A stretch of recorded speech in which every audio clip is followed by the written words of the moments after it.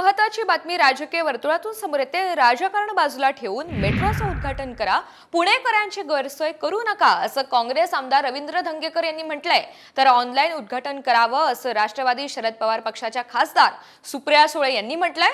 मात्र प्रवाशांना civil court ते स्वारगेट या मार्गाचा वापर करता येणार नाही असं मेट्रोच्या संचालकांनी सांगितलंय। पंतप्रधान नरेंद्र मोदी यांचा पुणे दौरा रद्द झाल्यामुळे विरोधकांनी निशाणा साधलाय। मोदी आज पुण्यामध्ये मेट्रोचं उद्घाटन करणार होते, मात्र पावसाच्या सावटामुळे त्यांचा हा दौरा आता रद्द झालेला आहे।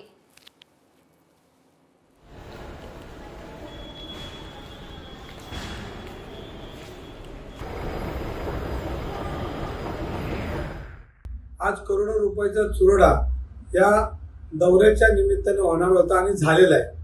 आणि याच्यामध्ये त्यांच्या ऑफिसमध्ये सुद्धा बसून सुद्धा उद्घाटन त्यांनी पूर्वी केलेले आहे। तर ही पद्धत राजकारणाला समाजकारणाला पूरक अशी नाहीये।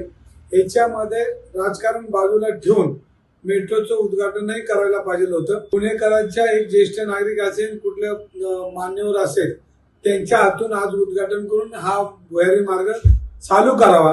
मेट्रोच्या उद्घाटनाच्या निमित्ताने आदरणीय प्रधानमंत्री येणार होते आणि त्याचं उद्घाटन 5 वेळा आधी झालेलं आहे। म्हणजे 6व्यांदा माननीय प्रधानमंत्री त्या कार्यक्रमासाठी येणार होते।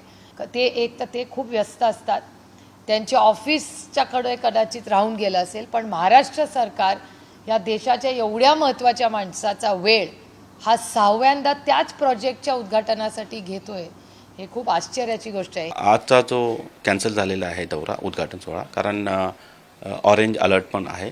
त्या व्यतिरिक्त आपत्ती व्यवस्थापनासंबंधी जिल्हाधिकाऱ्यांनी देखील आदेश काढलेला आहे। त्याच्यामुळे लोकांना त्रास होऊ नये, त्याच्यामुळे आजचा दौरा तो कॅन्सल झालेला आहे।